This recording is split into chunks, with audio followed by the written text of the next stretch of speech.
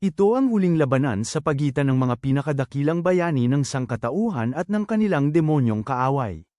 Ngunit sa pagkakataong ito, hindi natin susundan ng isang pinagyayabang na sobrang lakas na bayani. Sa halip, ang ating pangunahing tauhan ay isang karaniwang sundalo lamang, na masipag na ginagawa ang kanyang tungkulin. Dahil sa kanyang pagiging maliit at hamak, isang malakas na laser ang tumama sa kanyang dibdib, isang pagtama na napakalakas kaya hindi na siya nakapalag, at hinayaan na lamang niya itong tumagos. At doon natapos ang kanyang kwento. Sa kanyang mga huling sandali, nilinggan niya ang kanyang mga kapwa sundalo, patay at nakakalat sa buong digmaan. Tungkol naman sa mga tinatawag na pinakadakilang bayani, nakaaway nila ngayon ang matinding kalaban ng sangkatauhan, ang Liquidator. Sa mga bayani, 4 na matapang na mandirigma, bawat isa ay may kakaibang katangian at kapangyarihan. Tapos may mga gaya ng ating kaibigan, mga karaniwang sundalo, na parang mga piyon na ginagamit lang.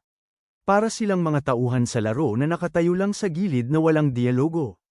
Ang tungkulin nila, mamatay lang. Naaawa siya sa sarili, iniisip kung gaano kaliit ang naitulong niya sa digmaan. Sana'y may kakaibang kakayahan siya. Pero kahit gaano pa kapangyarihan ang mga bayani, wala rin silang laban. Parang pinagtatayuan lang ng pipino ang mga ito ng putulin ng Liquidator. Isang hampas lang, wala na. Nang-aasar lang pala ang halimaw sa mga biktima nito. Akala ni Gray Lee, tapos na ang lahat para sa sangkatauhan. Ngunit naalala niya, naduraj na ang puso niya, pero buhay pa rin siya. Bigla na lang siyang nakatayo sa gitna ng mga gumuhong gusali. May nakita siyang makapangyarihang nilalang sa harapan niya na walang paliwanag sa nangyayari. Sabi ng misteryosong lalaki, gumaling na ang katawan ni Gray. Ang nakakagulat, siya mismo ang nakapagpagaling sa sarili gamit ang kapangyarihang taglay pala niya. Sabi pa ng entidad, mas malakas pala si Gray kaysa sa Liquidator. Yung mismong taong walang awang pumatay ng napakaraming bayani. Pero hindi sigurado ang entidad kung kaya ni Gray ang lakas na yun. Kaya pansamantala, bibigyan nito si Gray ng kaunting kapangyarihan, sapat lang para mailaban si Liquidator. Sa totoong mundo, agad na binalot ng mahiwagang enerhiya ang espada ni Gray, regalo ng makapangyarihang nilalang. Walang paligoy-ligoy, sinubukan niya agad ang kapangyarihang ito para malaman kung totoo nga o hindi. Laking gulat niya dahil malakas nga ito, kaya naman puri na rin ni Liquidator ang lakas ni Gray. Pero hindi pa rin sapat. Habang susugod ulit si Gray, bigla. Napuwersa siyang hati sa dalawa tulad ng iba. Umaagos ang dugo mula sa kanyang katawan, at kakaiba mang sabihin, pinupuri ulit siya ni Liquidator. Siya ang unang nakapuwersa kay Liquidator na magbigay ng lahat.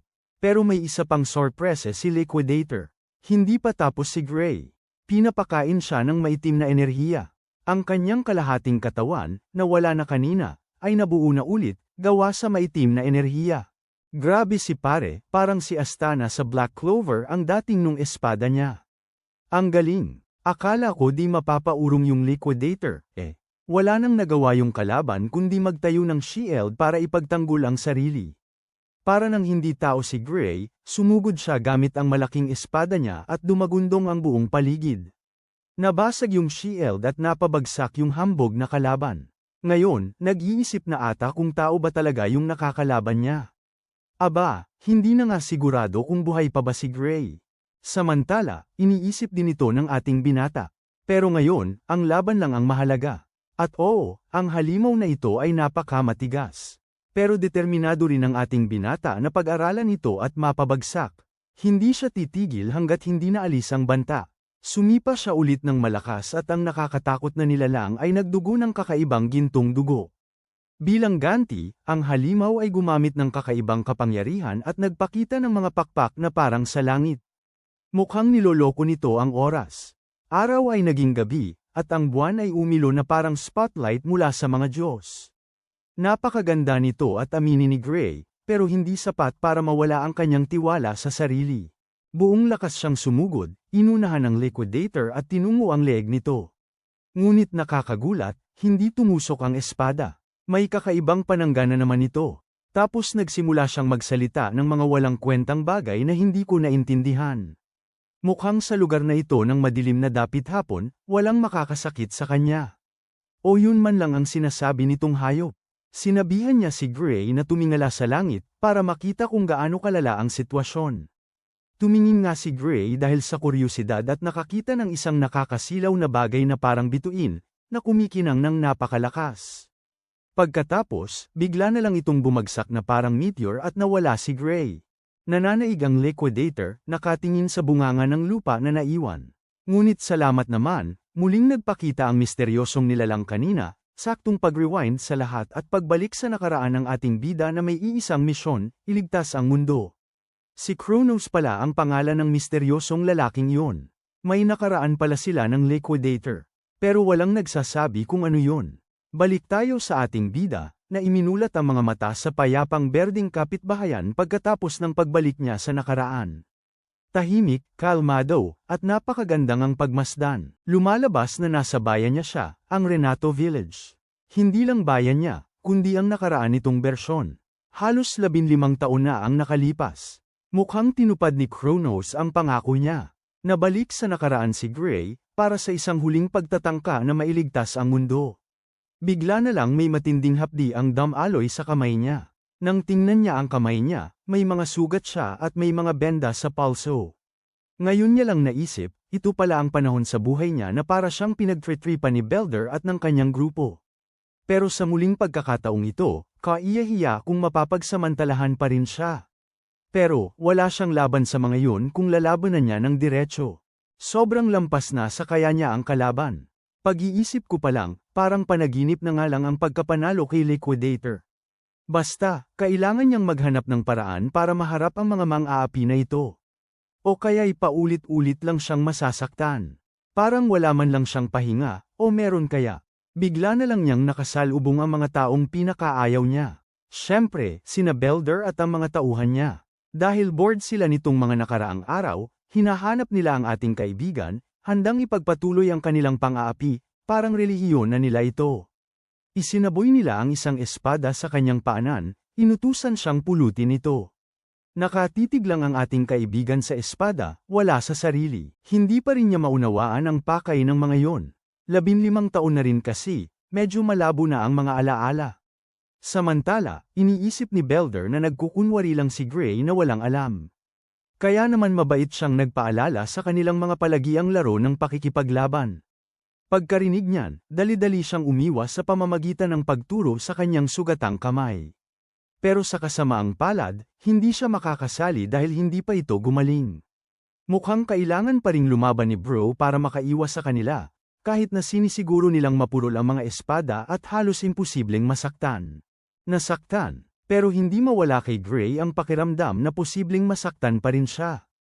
Kahit manhid ang talam, bakal pa rin ito. Isang maling tama sa maling lugar, at baka maaksidente siya. Tama naman siya, isang marahang hampas lang sa maselang bahagi, at mapapangiwi ka na sa sobrang sakit. Pero mukhang hindi maintindihan ng mga ito ang sinasabi ni Gray. Naghihanda na si Belder, handa ng sumugod. Ayaw na ayaw niyang sinasalungat siya ni Gray, kaya sumugod ito na parang mabangis na toro para simulan ang laban. Nakahawak na si Gray ng espada, pero nakataas na ito at sumusugod na si Belder. Ang tingin ng anak namin ay katawa-tawa ang tawag na mock battle nito gayong para siyang galit na galit sa ina niya. Doon naalala ni Gray ang sinabi ng dating doktor militar sa kanya. Dahil pala sa pinsala noong bata pa siya kaya hindi umunlad ang kanyang paggamit ng espada. Marahil ito ang pinsalang nagbago ng kanyang buhay at pinilit siyang mabuhay na parang isang maliit at mahina. Bumagsak si Belder gamit ang kanyang espada, pero nakaiwas si Gray at umilag sa pag-atake. Grabe, kahit si Gray mismo ay nagulat na naiwasan niya yun. Samantala, sumimangot naman si Belder dahil sa nakita niyang galing sa pag-iwas. Naghagis siya ulit ng suntok na naiwasan na naman ng kasama ko. Sunod ay mabilis na sipa sa paa, madali ring nailagan. Ang lalaking yun, todo na sa paghabol sa kasama natin. Para siyang isang taong uhaw na uhaw sa laban, determinado talagang mapabagsak ang kalaban. Pero si Gray, umiiwas na parang ninja na may bilis na nakakagulat. Akala ni Gray noon ay mabagal lang si Belder, pero ngayon, napagtanto niyang hindi pala si Belder ang bumagal, kundi siya ang bumilis. Parang lahat ng atake, naiilaga niya, ang bilis. Pati ang mga tauhan ni Belder, napapansin na ang nangyayari. Para siyang ibang tao na. Baka hindi na siya kasing lakas ng dati, pero nandyan pa rin ang alaala ng bawat laban na pinagdaanan niya. Nakalaban na siya. Sa dami ng karanasan niyang nakaimbak sa isipan, halos automatiko na ang kilos ng katawan niya. Halos hindi na niya kailangang magsikap para umiwas sa mga atake. Pagkatapos ay hinawakan ni Gray ang espada para ipagpatuloy ang tinatawag na laro, na hindi na pala laro. Nalulunod si Belder sa sariling kayabangan, pagsisikap na maduraj si Gray gamit ang kanyang malapad na espada. Pero ang aking kasama ay nasawa na. Umusag siya ng espada sa unang pagkakataon. Ang biglaang paghampas ng kanyang malakas na pag-iwas ay nagdulot ng matinding sakit sa kamay ni Belder. Ipinakita lamang nito kung gaano kaina si Belder. Kung magiging tapat si Gray, pakiramdam niya ay siya ang talo rito, nakikipaglaban sa isang duwag. Pero naniniwala rin siyang hindi karapat-dapat si Belder ng kahit kaunting awa.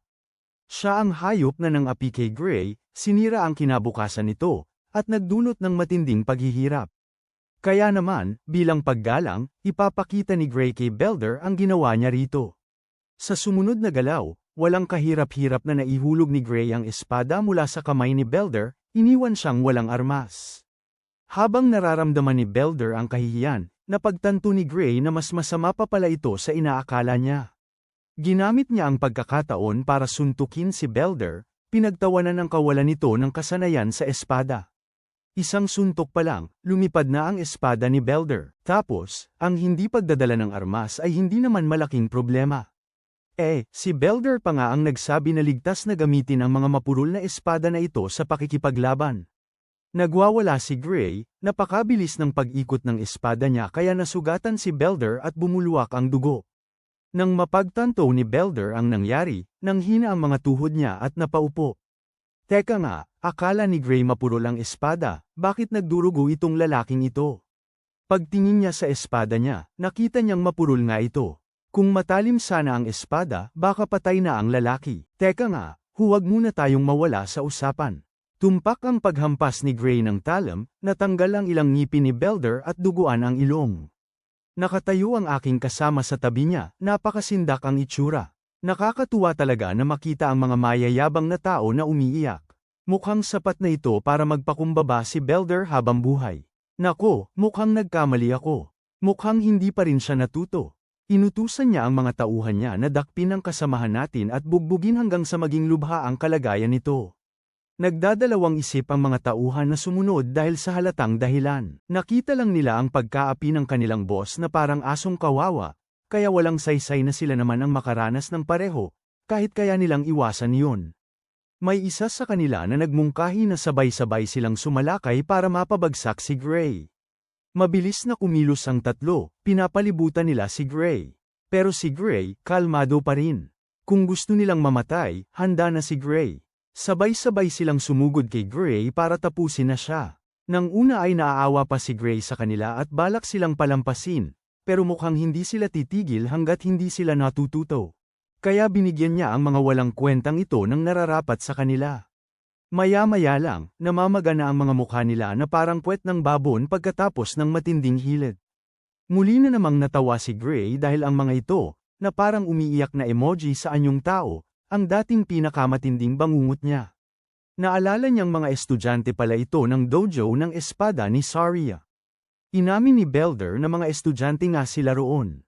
Pero hindi na sila madalas pumunta lately, dahil akala ng mga walang silbi na ito ay sapat na ang lakas nila.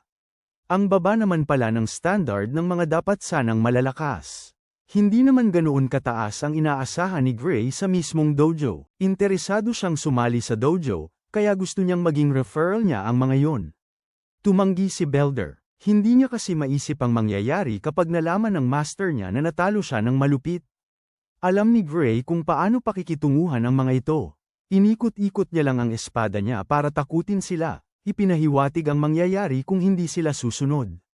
Nakakatawa nga, epektibo ang banta.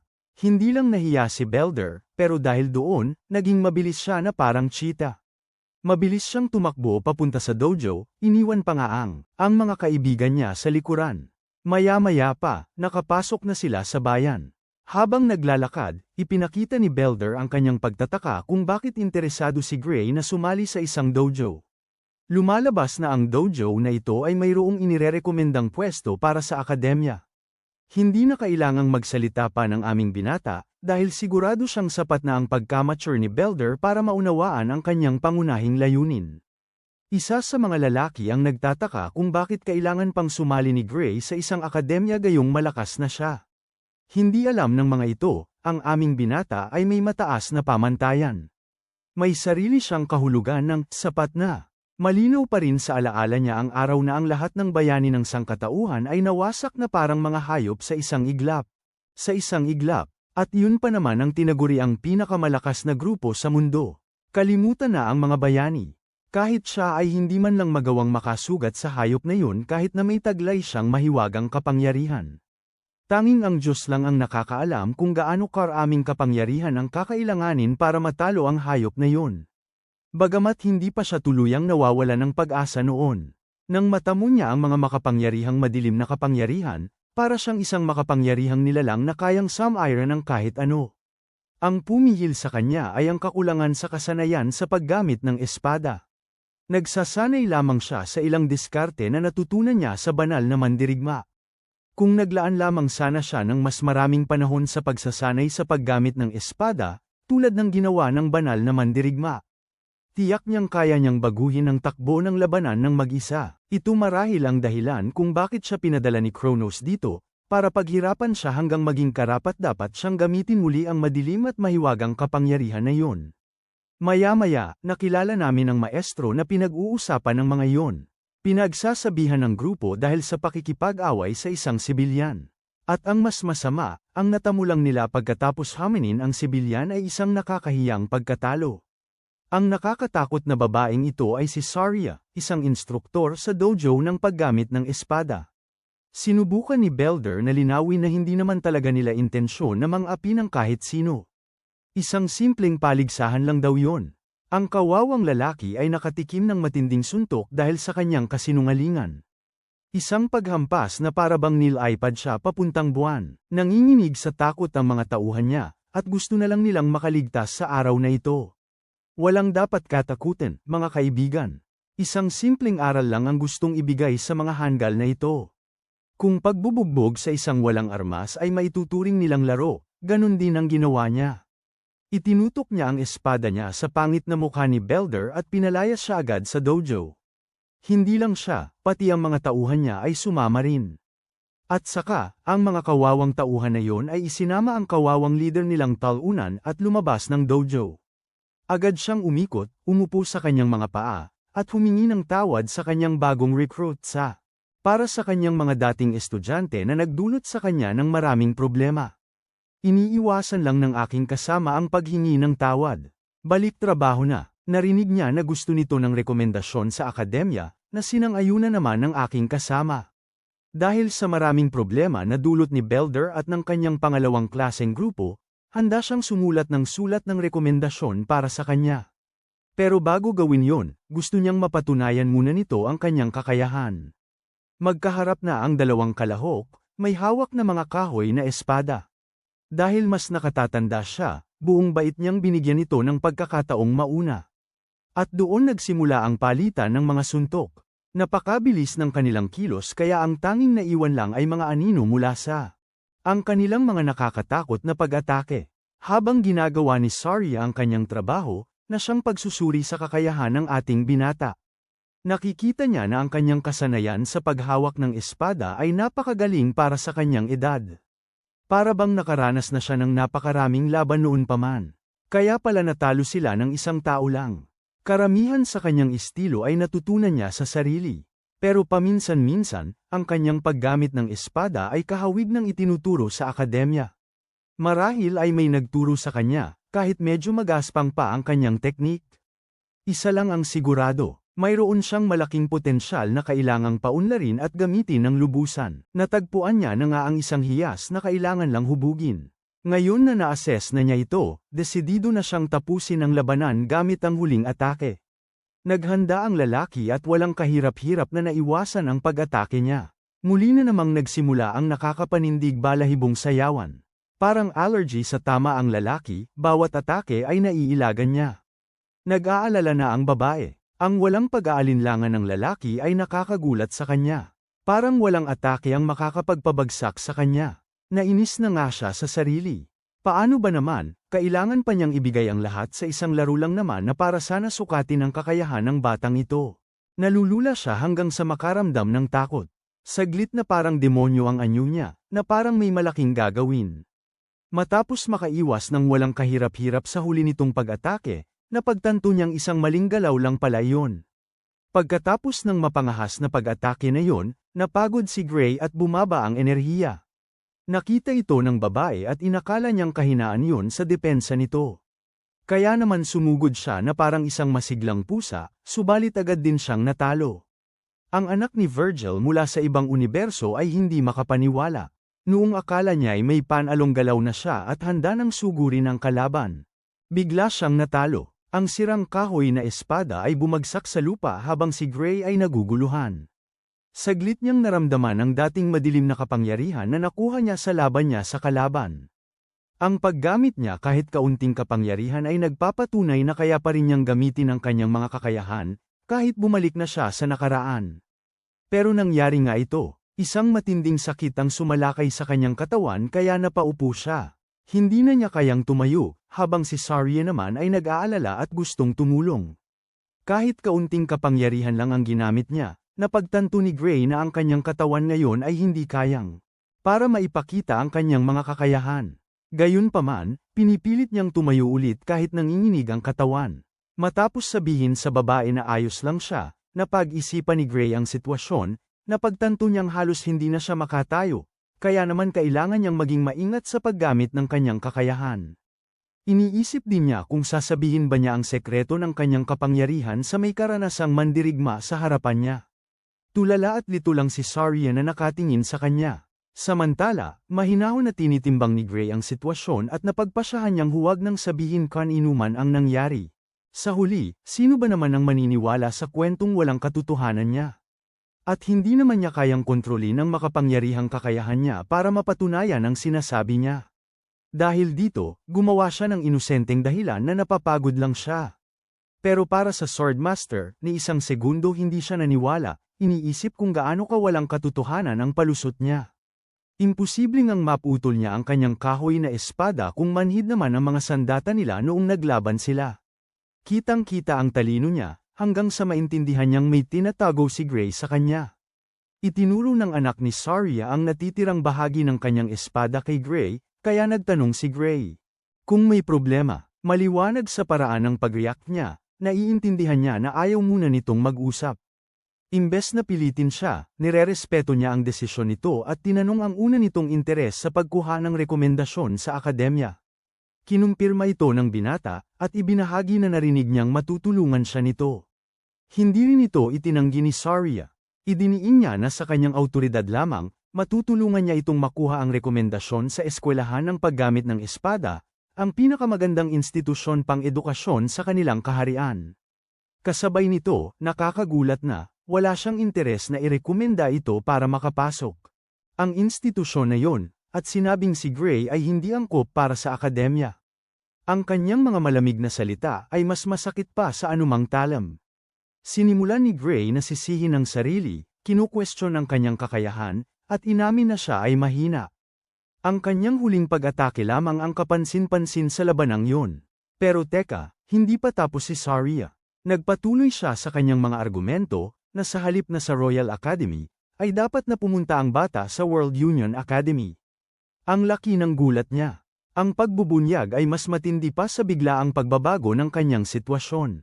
Kahit na ang Royal Academy ang pinakamagaling sa kanilang bansa, ang World Union Academy ang pinakamahusay sa buong mundo.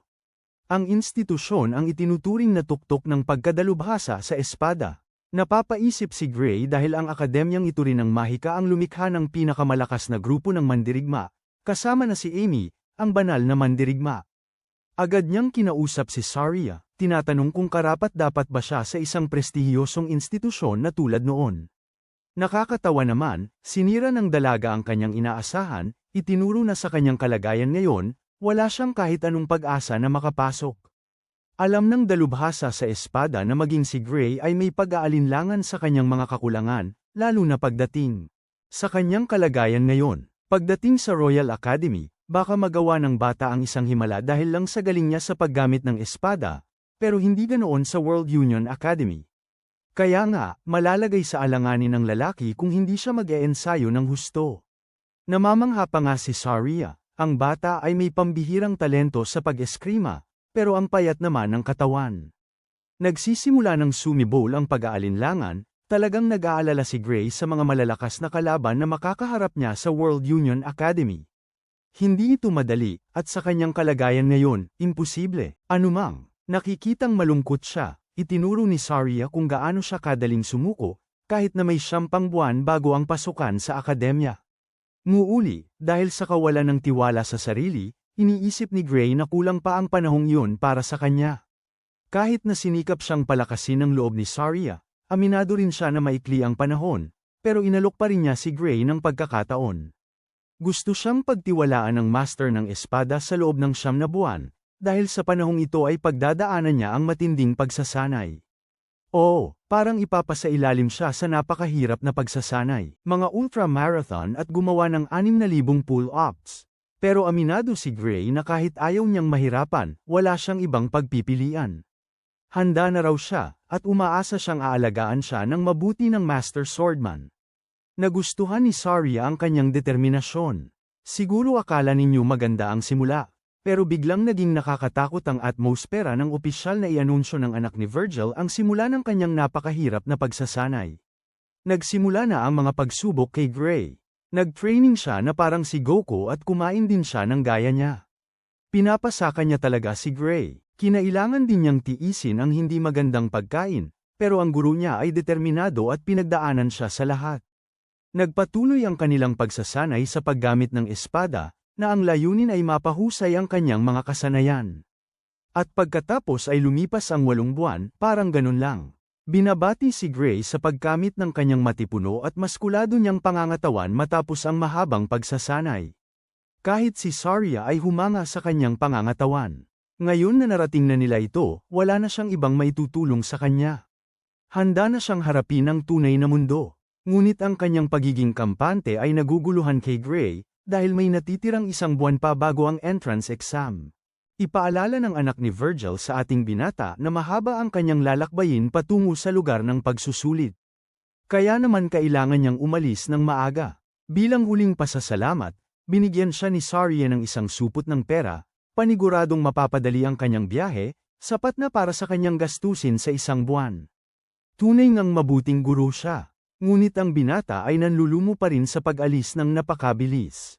Ang pagpipilit sa kanya ay nakakalungkot sa kanya, dahil pakiramdam niya'y itinutulak siya palayo ng kanyang guro na parang isang pasan. Napangiti ito sa sagot niya, iniisip na binibigatan lamang nito ang sitwasyon. Biglang binanggit ni Gray ang alingaw-ngaw ng lungga ng isang higanti malapit doon, na nakaagaw ng pansin ni Saria. Tinitukoy din niya na lubhang delikado ang nayon dahil sa kawalan ng mga gwardya. Kinumpirma rin ng Swordmaster ang pag-iral ng pugad, dahil ito ay natuklasan kamakailan lamang. Kasabay nito, ngumiti siya sa kanya, naniniwalang walang mangyayaring masama. Kung sakaling mangyari ang pinakamasama, kakailanganin na lamang nilang humingi ng tulong sa kabisera. Bagamat nag-aalala si Gray, sa tingin niya dapat lang na ituon nito ang pansin sa kanyang pagsusulit, nang walang ibang iniisip. Sa isip niya, kumbinsido siyang nagsisinungaling ang kanyang guro sa kanya. Pinapakalma lamang siya upang hindi siya mag-alala. Hindi naman talaga magpapadala ng tulong ang kabisera sa isang maliit na nayon, at kapag ang nayon ay sinakop at winasak ng mga higanti, tiyak na haantong ito sa malagim na kamatayan ni Saria. Sa kanyang nakaraang buhay, nalaman niya na namatay si Saria dahil nag-isang lumaban. Kahit na ganun, hindi niya ito sinabi kay Saria at tinanggap na lang ang sitwasyon, nagpasalamat sa kanyang guro sa pagtulong sa kanya. Mag-aalis na si Gray, na nagpangiti kay Saria. Sila at ang dalawa niyang malalaking personalidad ay naniniwala sa kanyang pagtatagumpay. Makalipas ang ilang araw, makikita natin siya sa isang mapanganib na daan papunta sa pugad. Dito, nakakatakot na nakasabit ang mga buto ng mga tao sa mga puno bilang babala. Sinusubukan ni Saria na hanapin ang pugad gamit ang impormasyon na natanggap niya mula sa tagapagbantay. Nakakita siya ng bakas ng dugo sa unahan, at alam niyang may panganib na naghihintay. Pero bago pa man siya gumawa ng kahit ano, nagulat ang Swordmaster sa pamilyar na boses ng kanyang disipulo. Nakaupo ito sa sanga ng puno, at tinanong kung saan pupunta ang kanyang mahal na guro ng gabi na. Nagulat siya sa pagsulpot nito, at tinanong kung ano ang ginagawa nito roon gayong dapat nasa akademya ito. Nang makalan sa lupa, kinutya siya nito dahil tinanong siya, samantalang siya dapat ang nagtatanong. Nagsabi siya ng kasinungalingan nang sabihin niyang hahayaan na lang niya ang sitwasyon sa pugad at hindi na lang. Ang kabisera ng kaharian ang baalang humawak nito. Gumawa ng palusot, ipinaliwanag ni Saria na tumanggi ang kabisera dahil sa kanilang mga personal na bagay, kaya siya na mismo ang gumawa ng trabaho. Kumpiyansa siya sa kanyang kasanayan sa espada, naniniwalang kahit anuman ang nasa pugad na yun, kaya niya itong matalo. Lalo na't matapos makatanggap ng ulat mula sa escort, isiniwalat ni Saria na ang kanyang makakalaban ay isang piling ogre, at may mga halos 50 halimaw na tauhan bukod pa sa boss.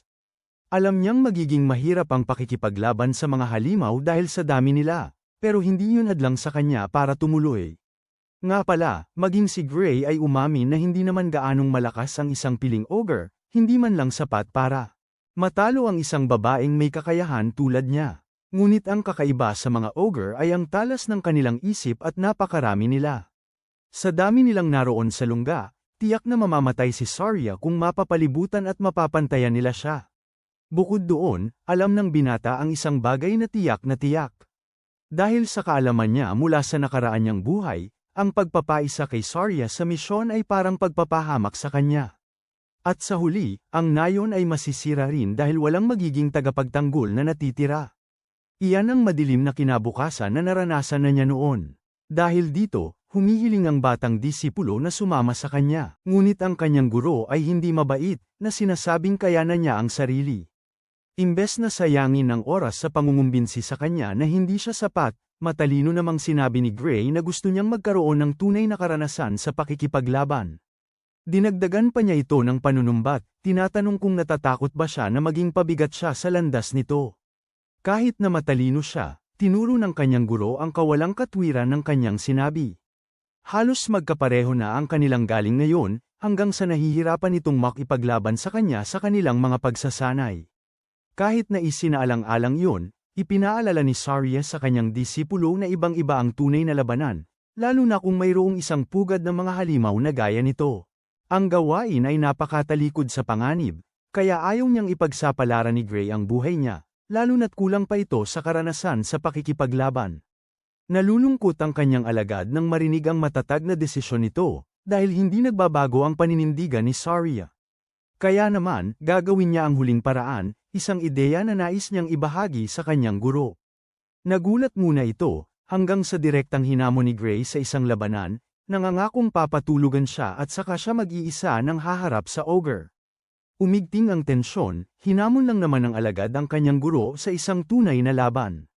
Nakatutok ang kanyang espada rito, hinihintay ni Gray ang sagot nito. Nang mapagtanto ni Saria na kasing tigas ng ulo rin pala ang estudyante niya, napaamin siyang natalo. Ayaw niyang mag-isa itong sumabak, kaya sinunod na niya ang naunang mungkahi nitong magsama sila. Ang tanging hangad lang niya ay makabalik ito ng walang sugat, at oo, buo. Sabay silang dalaway nagtungo sa kagubatan upang harapin ang mga halimaw. Lumalim ang gabi, at sa wakas, natagpuan na ng guro at ng kanyang estudyante ang pugad. Matalinong nilalang ang mga halimaw, ginamit nila ang kapaligiran sa kanilang pamamaraan.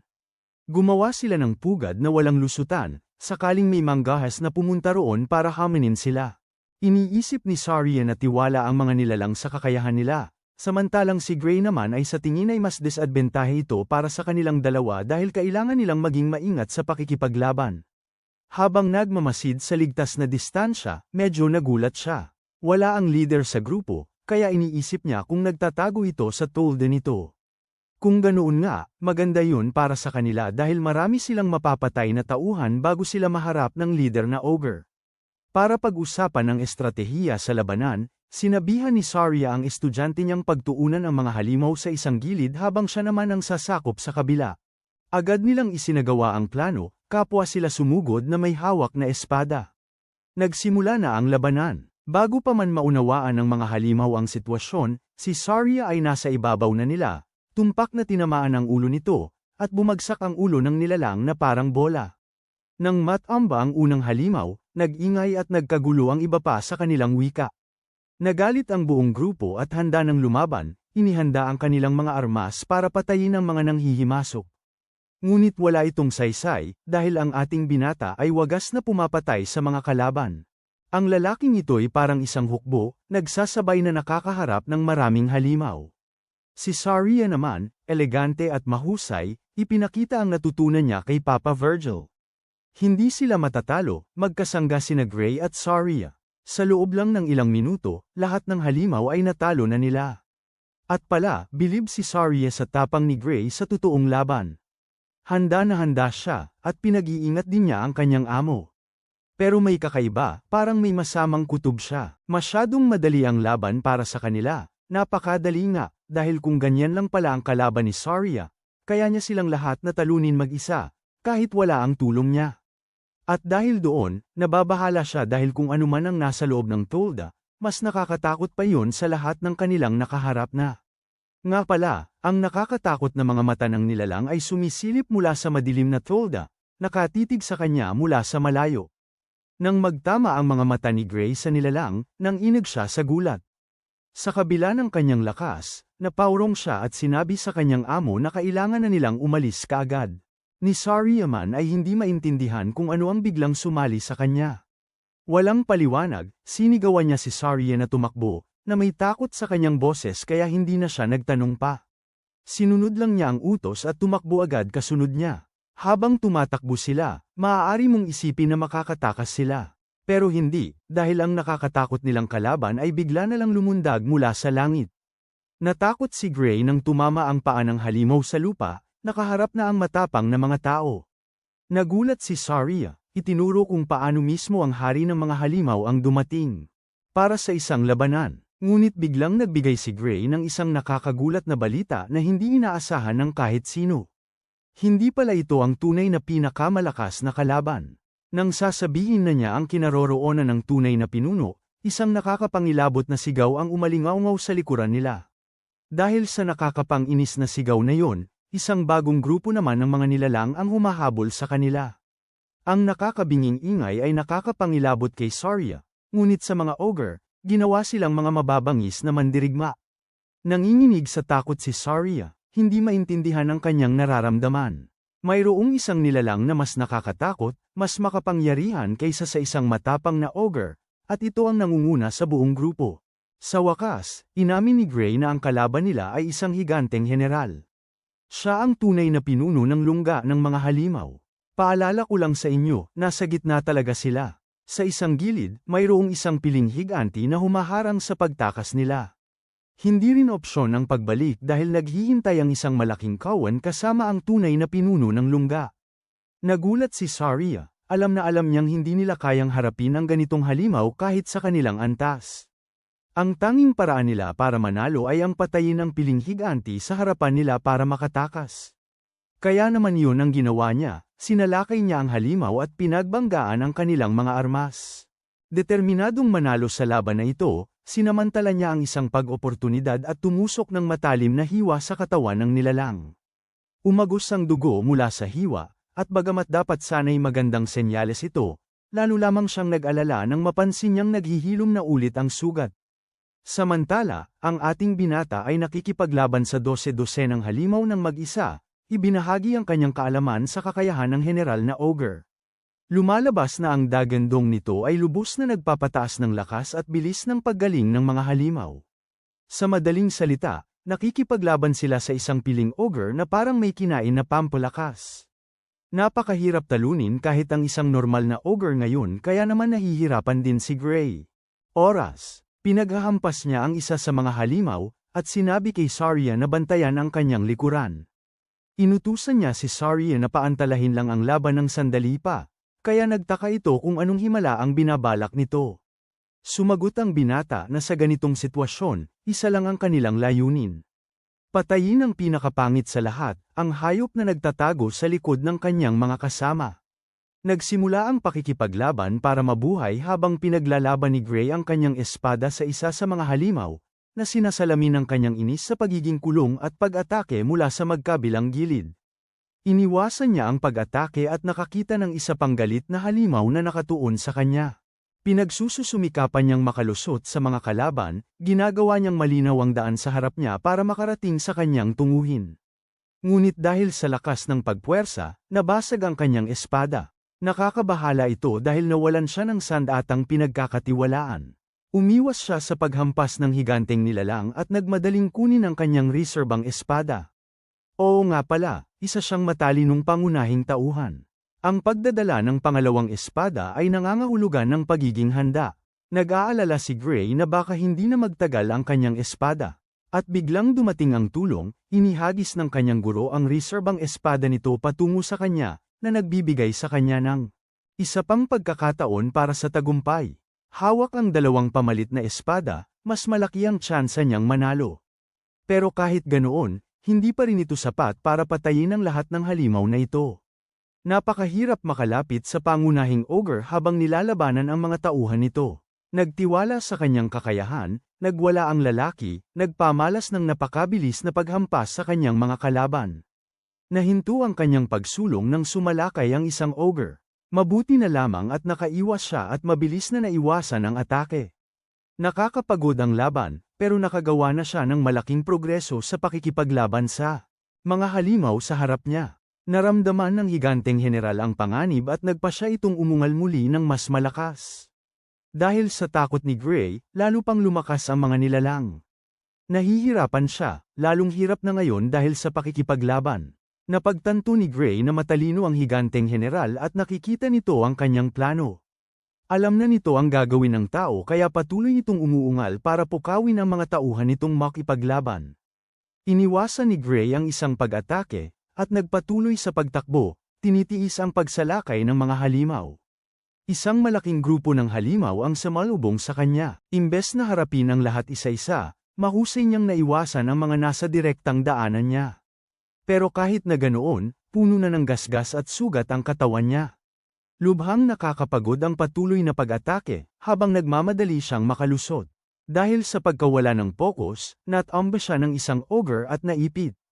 Mukhang delikado na ang sitwasyon dahil napapalibutan na siya ng mga ogre. Mabuti na lang at dahil sa sobrang galit, nawala ang koordinasyon nila. Nagsasaksakan na sila ng hindi namamalayan. Naisip niya na marahil ang plano ng mga ito ay ang pahinain ng kanyang mga espada. Habang tulala siya, isang higanteng nilalang na may malakas na kamao ang susugod para durugin ang ulo niya. Do or die ang sitwasyon, at alam niyang hindi siya dapat matamaan. Kaya ginamit niya ang kanyang espada para mapahina ang suntok. Pero kahit ganoon, napabagsak siya sa lupa ng malakas dahil sa puwersa ng impact. Hawak-hawak pa ang buhay, sinubukan pa rin niyang bumangon sa kanyang nasirang kalagayan. Yan ang tunay na tapang. Nasira na ang isa pa niyang espada dahil sa naunang pag-atake, kaya isa na lang ang natitira. At 12-dosenang higanti pa ang kailangang patayin, pati na ang kanilang pinuno. Muli, hindi maganda ang lagay niya. Sa katunayan, halos imposible nang makalabas dito. Kahit na may pag-urong, lubos niyang naiintindihan ang sitwasyon niya ngayon. Halos wala ng pag-asa si Gray na manalo, hindi kayang labanan ang napakaraming mababangis na nilalang na unti-unting nagpapahina sa kanya. Kaya naman, nagdesisyon siyang baguhin ang kanyang estratehiya sa pakikipaglaban, sumigaw siya sa kanyang amo na tumakas habang may pagkakataon pa siyang maging panangga para makatakas ito. Narinig ito ni Saria at ngumiti, ayaw niyang tratuhin si Gray ng ganoon.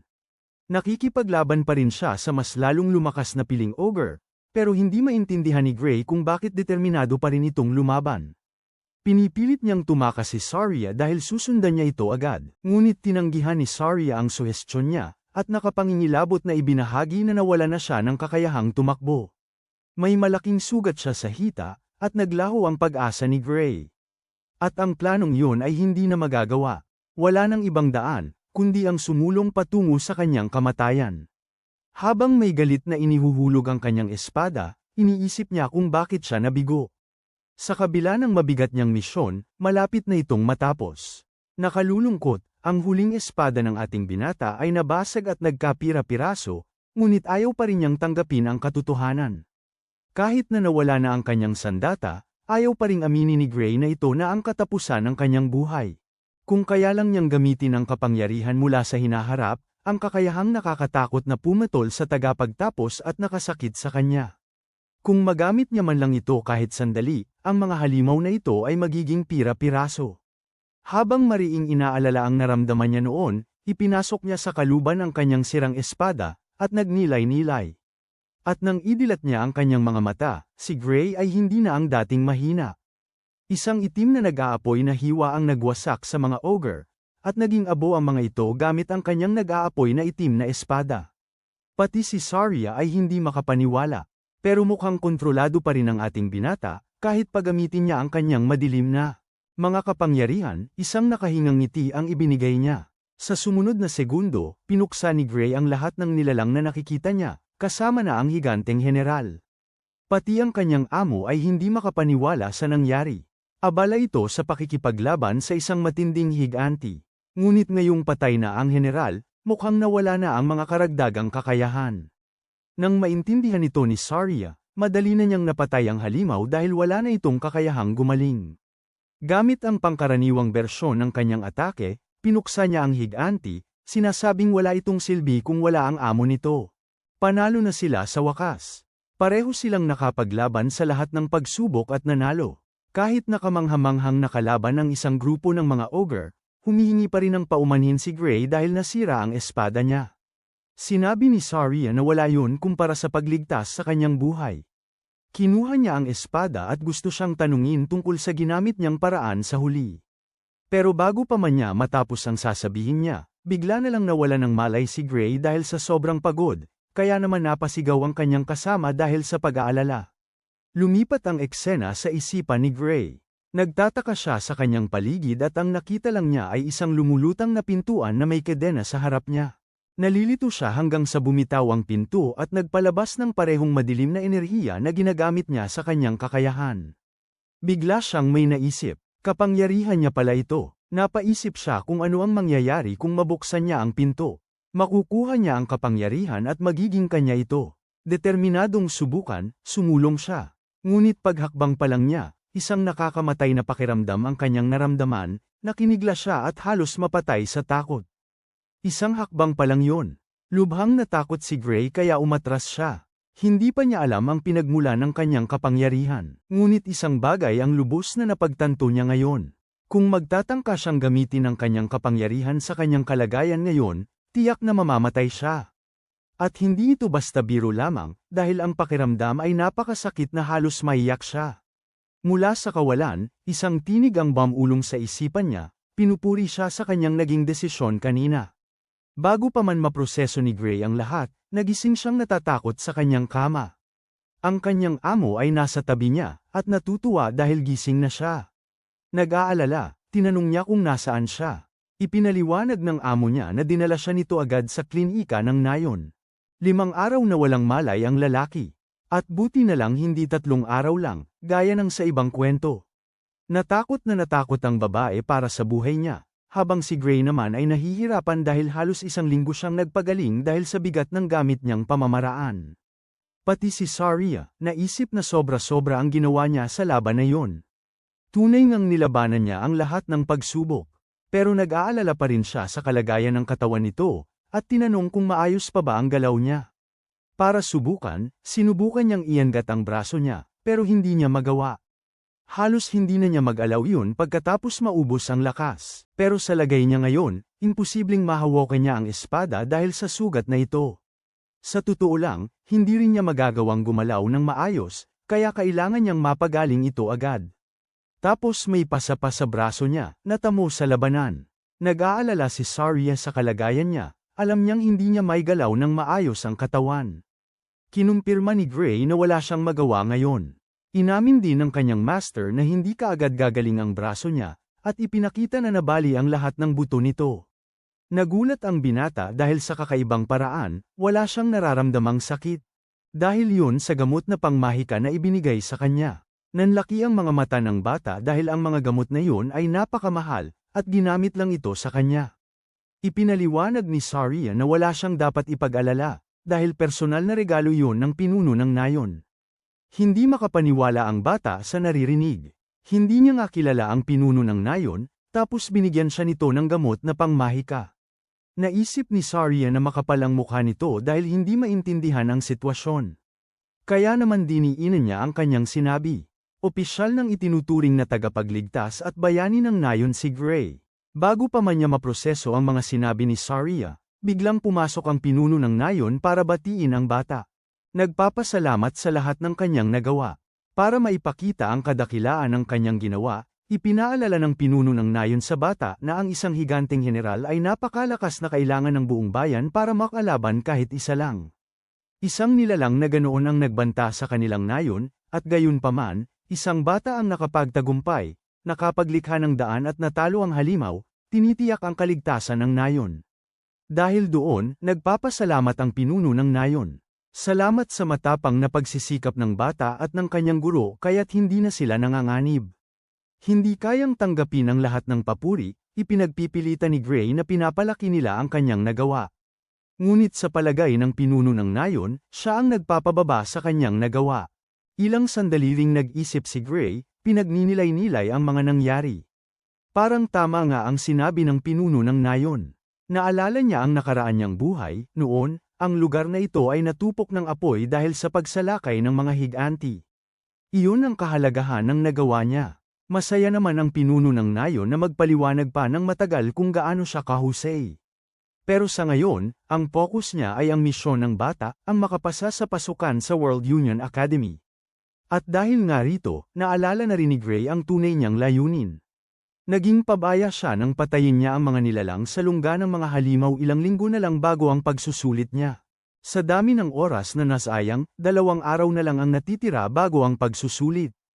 At 3 araw naman ang lakad papunta roon. Ang pinakamagandang paraan ay ang sumakay ng kabayo para makarating siya sa oras. Pero wala siyang pera para makabili. Kaya naman, humingi siya ng tulong sa pinuno ng nayon na pahiramin siya ng kabayo. Mabuti na lang at inaasahan na pala ito ng pinuno kaya may inihanda na siyang pinakamagandang kabayo para sa biyahe. Ngumiti si Saria, na ang plano pala nila ay buhatin pa sana siya, kahit na hindi pa. Nagising ako ngayong araw, may mga taong tunay na sumusuporta sa iyo kahit may mga pagsubok, tulad ng mga kaibigan ni Gray dito, at sana'y marami pa tayong makaharap na ganyan sa buhay. Lumabas si Gray sa infirmary, at nakita niyang sumisigaw ang buong nayon ng pangalan ng bata at nag-aagawan sa pagsuporta sa kanya para sa exam. Gusto nilang gawin niya ang kanyang makakaya, at hindi sila nahihiyang magpasalamat sa kanya sa ginawa niya. Binibigyan pa nga siya ng mga taga-nayon ng pera. Si Saria ay nag-ambag din ng kaunti-kaunti para makapasa siya sa entrance exam at makatulong sa kanyang sarili sa academy.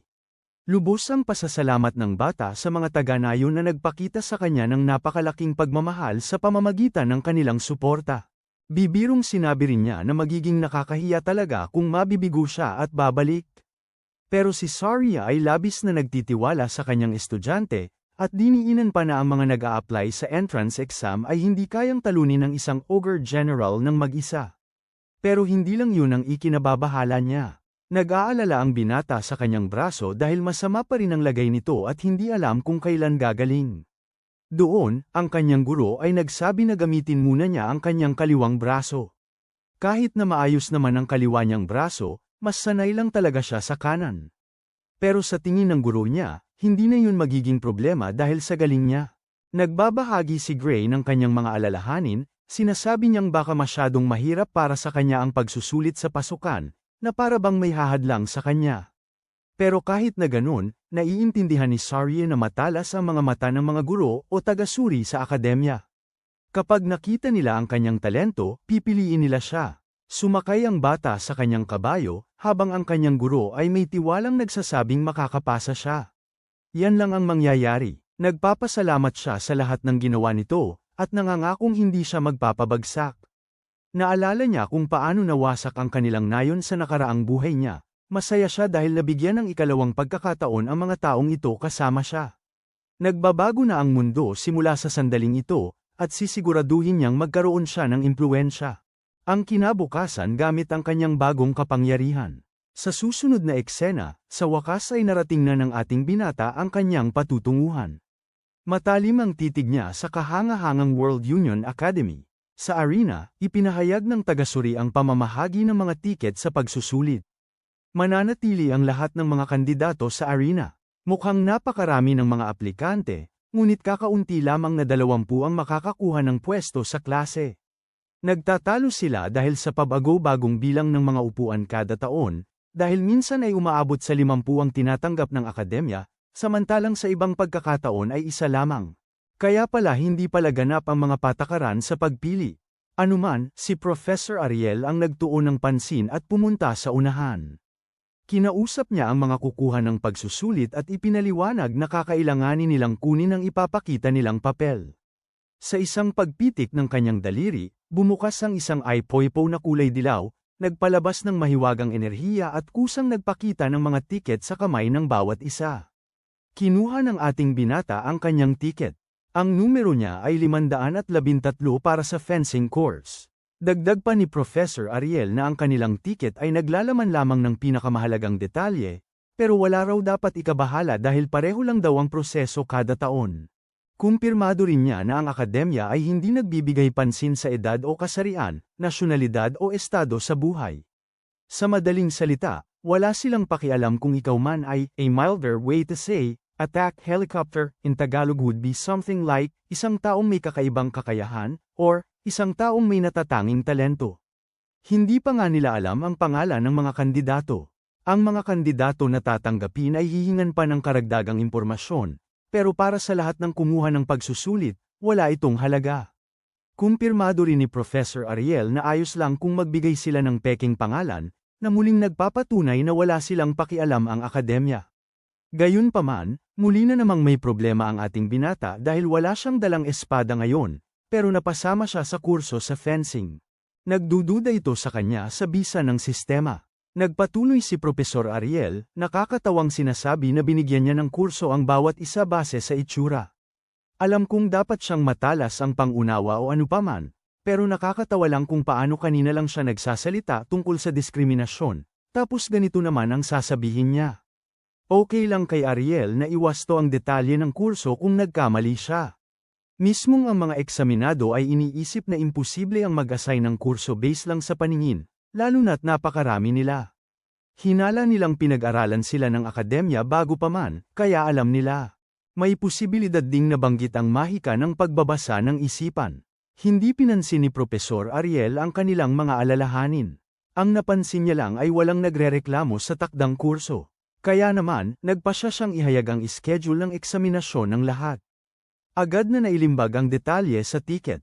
Kinabahan si Gray dahil ang kanyang eksaminasyon ay sa unang araw, kaya wala siyang oras para gumaling ang kanyang braso. Inihayag ni Ariel na ang eksamen na ito ay isang beses lang at dito nakasalalay ang lahat. Kung ang isang kandidato ay mahuhuli, agad na diskwalipikasyon ang kahihinatnan. Pinaalalahanan din niya sila na mahigpit ang kanilang mga schedule at hindi ito mababago o mapagtatalunan.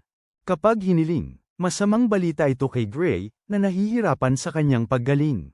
Nagmamakaawa siya na himala na lang ang mangyari at gumaling siya bukas. Dumating ang kinabukasan at ano nga ba ang nangyari?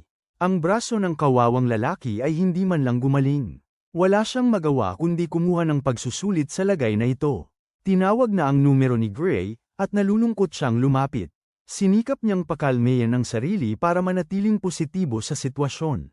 Pagmasdan ang kanyang kaliwang braso, mukhang wala namang problema. At magagalaw din niya ang kanyang kanang braso kung magpupumilit siya. Ang kanyang plano ay maingat na pagmasdan ng galaw ng tagasuri at maghanap ng paraan para manalo. Estratehiya mula doon. Nanunood siya ng isang paligsahan sa pagitan ng isang kandidato at isang tagasuri. Bulag na sumugod ang aplikante para umatake, pero pagkatapos ng kanyang pag-atake, ang tagasuri ay hindi man lang natinag at nakataas lang, naghihintay sa susunod nitong galaw. Hinayla ng kandidato ang kanyang espada para sa isa pang paghampas, pero maging ang pag-atake na yun ay walang silbi.